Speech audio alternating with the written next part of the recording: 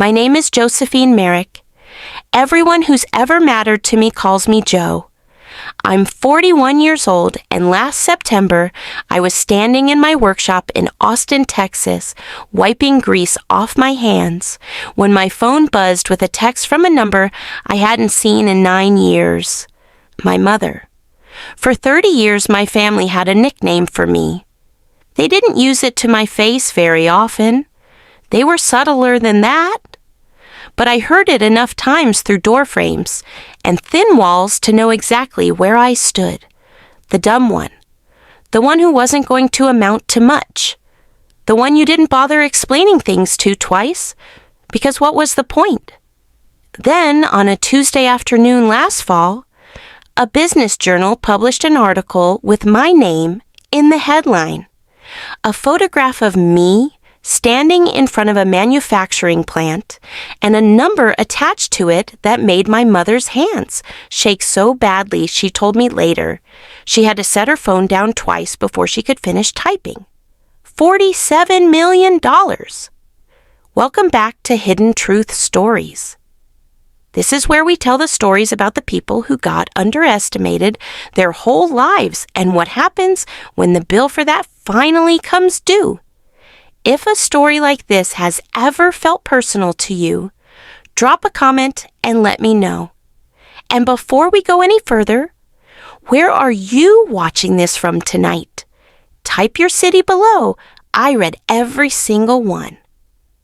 To understand why one number in a newspaper made my family come crawling back after 9 years of silence, you have to understand what dumb actually meant in my house, and how long it took me to learn it wasn't true. I have dyslexia. Nobody figured that out until I was 34 years old and paid for the testing myself on my own insurance in a strip mall office with a psychologist named Dr. Okafor, who spent 4 hours with me and then looked me dead in the eye and said, "Ms. Merrick, you are not slow. Your brain reads differently than most people's brains, and nobody ever taught you how to work with that instead of against it." I sat in my car in that parking lot afterward and cried harder than I had in 15 years. Not from relief exactly, from rage, because I had spent 3 decades believing something about myself that was simply never true, and every single adult who was supposed to be paying attention had failed to notice or hadn't cared enough to look. Growing up in Ohio, my house had a very clear hierarchy, and it was never spoken out loud because it didn't need to be. My older brother Preston was the smart one. He read at a 4th grade level in kindergarten and never stopped being reminded of it. My older sister Vanessa was the driven one, the one who color-coded her homework and got into every honor society the school offered.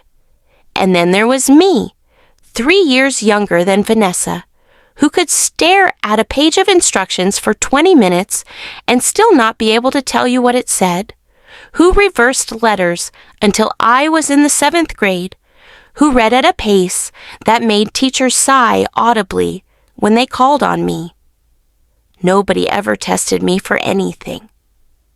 My mother, Sandra, decided early on that I simply wasn't built for school the way my siblings were, and she said it in front of me at the dinner table more times than I can count.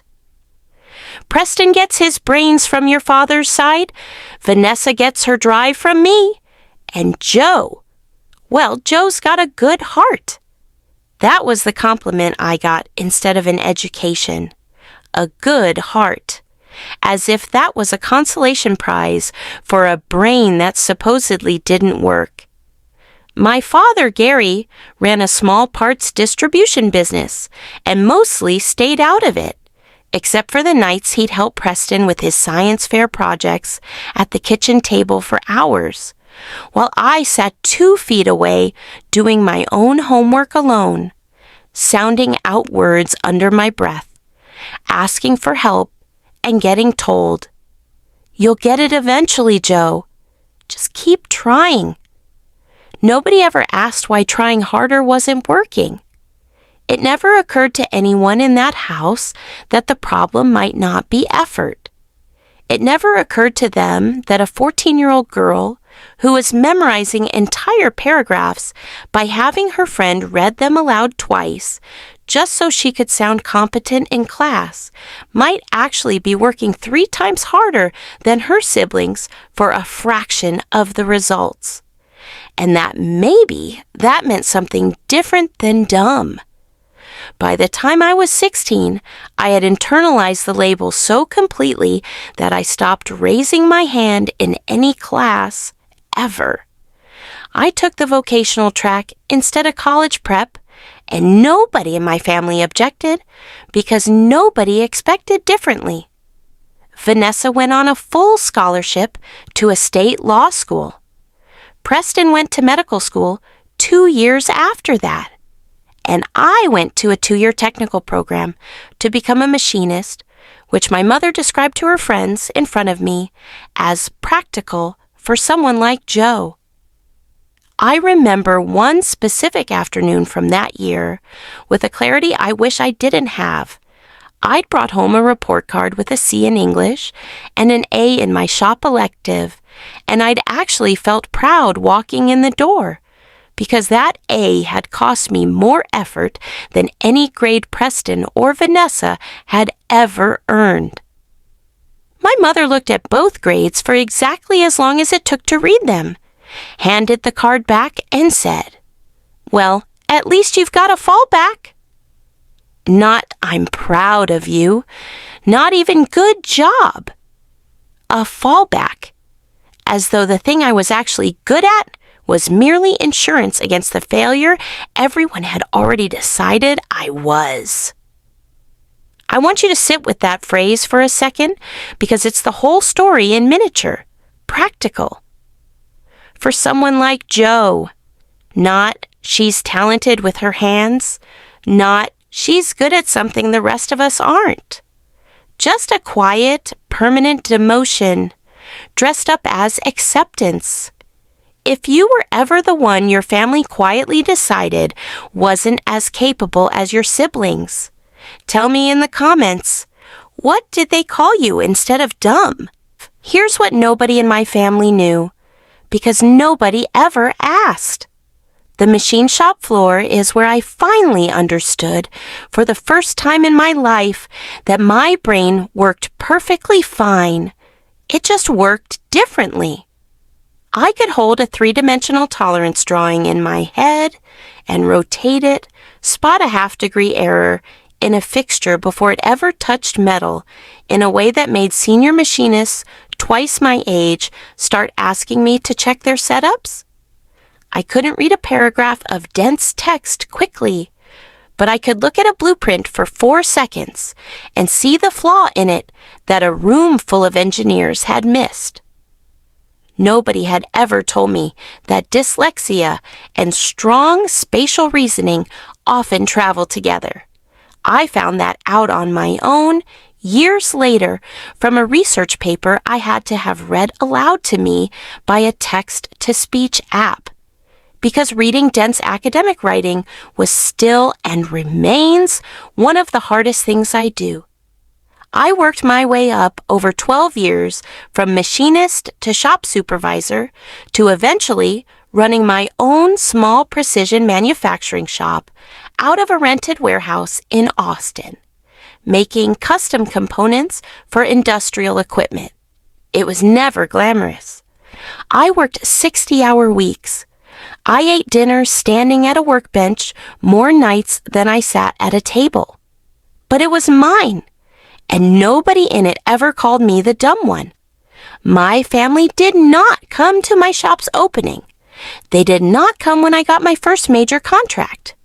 When my mother found out secondhand, through a cousin, that I'd started my own business instead of staying at a stable machinist job, her exact words, relayed back to me later, were, "I hope she doesn't get in over her head," not congratulations.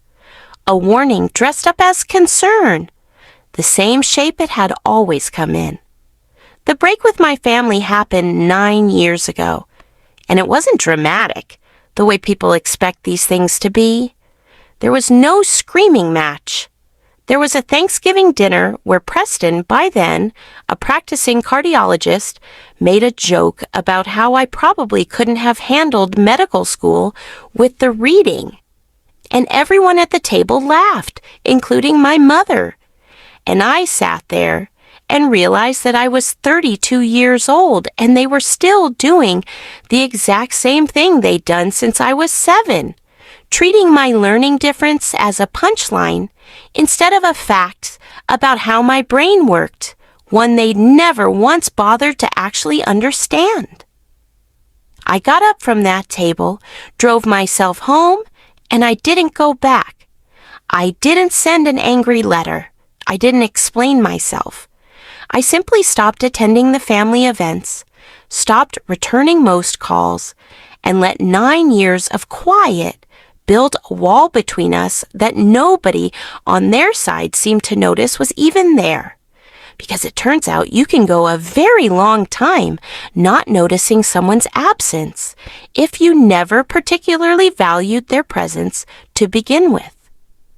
Those first couple of years alone were not easy. And I think it's important to say that plainly, because these stories sometimes make it sound like walking away instantly solves everything. It doesn't. There were nights I sat in my apartment above the old shop space I was renting, doing payroll for 2 employees by hand, because I still didn't fully trust software interfaces full of dense text, terrified that I'd made a catastrophic mistake believing I could run something on my own. I called my old shop supervisor, a man named Ruiz, who taught me everything about tolerances and fixtures 15 years earlier, more times that first year than I called anyone in my own family combined. He never once made me feel slow for asking a question twice. That's a small thing, maybe. But after 30 years in a house where every question felt like proof of something wrong with me, it wasn't small at all. It was the first time I understood what it might feel like to be simply unremarkably competent in someone else's eyes. In that silence, I built the thing that would eventually change everything. About 7 years ago, working late one night, trying to solve a recurring failure in a hydraulic coupling design a client kept bringing back to me, I sketched out a modification on a piece of shop paper, a small internal seal geometry that solved a wear problem the entire industry had quietly lived with for decades. I remember staring at that sketch for a long time before I trusted it, because some old reflex in me still expected to be told I'd gotten it wrong. Ruiz looked at it, turned it over twice in his hands, and said, "Joe, where in the hell did this come from?" And for the first time in longer than I could remember, somebody's disbelief was aimed at how good something was, instead of how little they expected from me. I filed a patent on it myself, slowly, painfully, having every document read aloud to me by an assistant I hired specifically for that purpose, because I refused to let my reading difficulty stop me from protecting something I knew in my bones was good. It took me nearly a year longer than it should have, mostly because I kept a running list in my head of everyone who'd ever told me I wasn't built for anything requiring this kind of precision, and I was determined not to let a single clerical mistake give any of them a reason to have been right. I licensed that design to 2 smaller manufacturers over the following years. It paid my bills. It let me hire 4 more people. It was never going to make me rich, and I didn't expect it to. And then, 4 years ago, a much larger industrial equipment company, one you would recognize if I named it, began quietly incorporating a nearly identical seal geometry into a new product line without ever contacting me, without ever asking for a license, betting, correctly for a while, that a small woman-owned machine shop in Texas didn't have the resources to notice, let alone fight back. Second question for you, and I want your honest answer. If a company that big thought you were too small to fight, and they were wrong, what would you have done first? I noticed. It took me 8 months of comparing spec sheets, having engineering documents read aloud, line by line, and paying an intellectual property attorney out of my own savings just to confirm what I already suspected in my gut. And then it took another 2.5 years of litigation, depositions, expert witnesses, a defense team that clearly expected me to run out of money and give up long before trial. Those 2.5 years cost me more than money. I mortgaged the building my shop operated out of. I laid off one employee for 4 months longer than I'm proud of before I could bring him back. There were depositions where the opposing counsel would slide a dense stack of technical documents across the table and watch me, almost hopefully, waiting to see if I'd stumble, reading them aloud on the record. I brought my own reading accommodations to every single session, stated them plainly for the record each time, and made them wait exactly as long as I needed. I will tell you honestly that some small old part of me enjoyed watching a room full of very expensive attorneys learn, slowly, that patience was not going to work in their favor. I did not give up. I want to be honest with you about why. It wasn't only about the money, although the money mattered enormously by the end. It was that somewhere around the second year of that lawsuit, sitting in a conference room being condescended to by a defense attorney who kept simplifying his sentences for me like I might not follow along. Something in me that had been quiet since I was 7 years old finally stood up. I thought about every teacher who sighed when I stumbled over a sentence. I thought about Preston's joke at that Thanksgiving table. I thought about practical for someone like Joe. And I thought, not out loud, but clearly, you have absolutely no idea who you are talking to. The case settled 11 days before it was set to go to trial. The number was $47 million. My attorney called me at the shop to tell me, and I sat down on an overturned crate because my legs genuinely would not hold me. I did not call my family. I want that understood clearly. I did not call to gloat, and I did not call because some part of me finally believed I was owed something from them. I called Dr. Okafor, the psychologist who diagnosed me 7 years earlier, because she was one of exactly 3 people outside my own small staff who had ever in my entire adult life told me the truth about my own mind. I cried on the phone with her for 20 minutes. The story became public 4 months later, when a regional business journal ran a feature on small manufacturers who'd successfully defended patents against major industrial companies. There was a photograph of me in my shop, arms crossed, safety glasses pushed up on my head, and a headline that used the number because of course it did. I didn't ask them to run it. I didn't even do much press for it. But once a number like that gets printed next to a name, it travels on its own, and it apparently traveled all the way back to a kitchen table in Ohio within about 6 hours. My phone started that same evening. Not one call. It started with a single text from my mother. No greeting, no, "How are you?" 9 years of silence broken by a single line. "Is this true? Call me."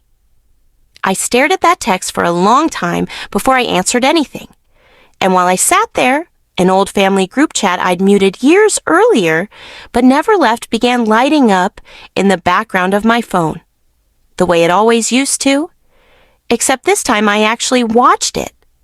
My mother, Vanessa, an aunt I hadn't spoken to since my grandmother's funeral, all typing at once, messages stacking on top of each other faster than I could read them, which, given how I read, was already saying something.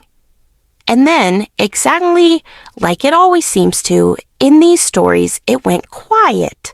All at once, every typing indicator vanished mid-conversation, like a room where someone had just walked in and said something that made the whole family shut their mouths simultaneously. I sat there with my heart going harder than it had any business going, staring at that sudden silence, and I felt something I hadn't expected to feel. Not vindication, not yet, dread. Because I knew, the way you know weather is about to turn, that whatever came next was not going to be an apology. It was going to be a request, wearing an apology's clothes.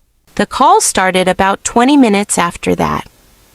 My mother first, then an unknown local number that turned out to be my father's landline, then Vanessa, then Preston, then a cousin, then Vanessa again, twice in a row.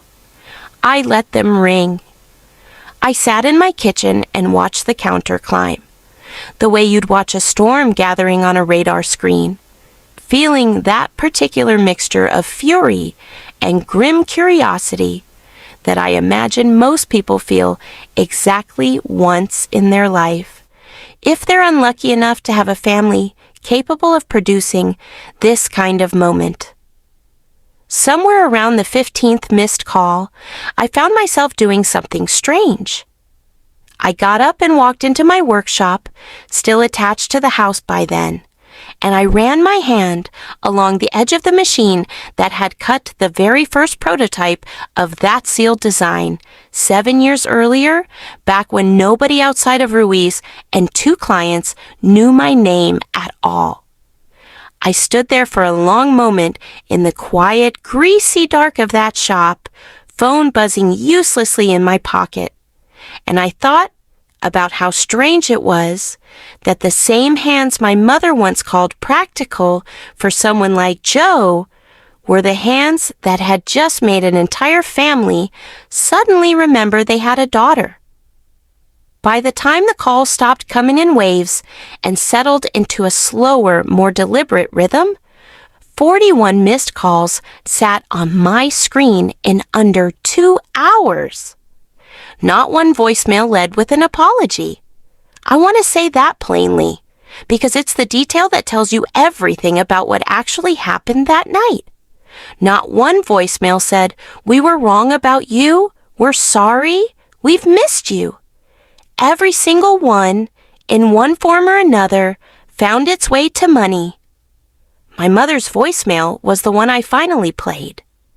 Her voice came out warmer than I'd heard it in 9 years, warm in a way that had nothing to do with missing me, and everything to do with what she just read in a business journal.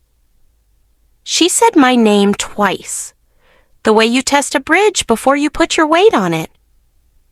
Then she said the sentence I will remember for the rest of my life, the one that told me with total clarity that nothing at all had changed in that house except the number attached to my name.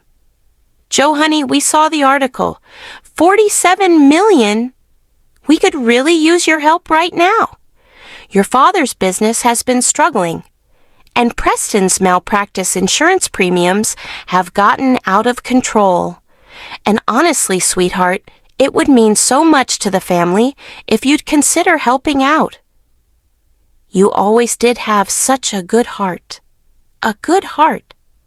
9 years of silence, 30 years of being called the dumb one, and the moment a number attached itself to my name, I was suddenly once again useful, not respected, not understood, not even genuinely welcomed back.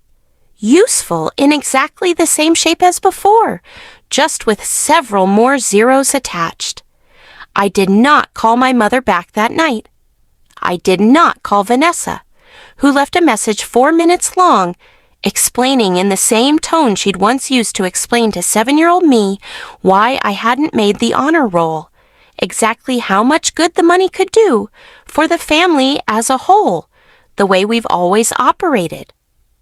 I did not call Preston, who didn't leave a voicemail at all, only 3 increasingly terse texts, the last of which read, "We're your family, Joe. This isn't complicated." He was right about one thing. It wasn't complicated. It had never been complicated. For 30 years, my family had a very simple equation for what I was worth to them, and $47 million hadn't changed the equation at all. It had just moved the decimal point on how badly they suddenly needed me to solve it in their favor.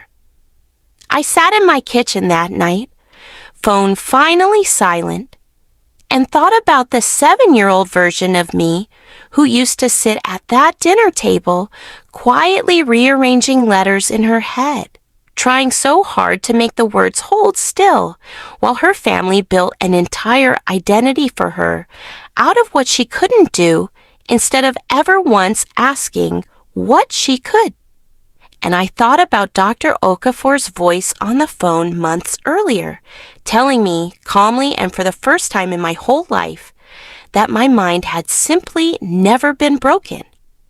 It had just never been given the right instructions. I thought, too, about Ruiz, who'd never once in 15 years made me feel small for asking him to explain something twice, and who'd cried actual tears standing in my shop the day my attorney called with the settlement number, saying only, "I always knew, Joe. I always knew you had it in you." 2 sentences from a man who owed me nothing did more for whatever was left of the 7-year-old in me than 30 years of my own family's silence ever managed to undo. If this story meant something to you, subscribe so the next one finds you, and tell me honestly in the comments. If your family showed up the moment your success became impossible to ignore, would you let them back in? Or would you finally let the silence stand? I still haven't called them back. I don't know yet if I ever will. But for the first time in 30 years, that decision belongs entirely to me. And nobody in that house gets to tell me what I'm capable of ever again.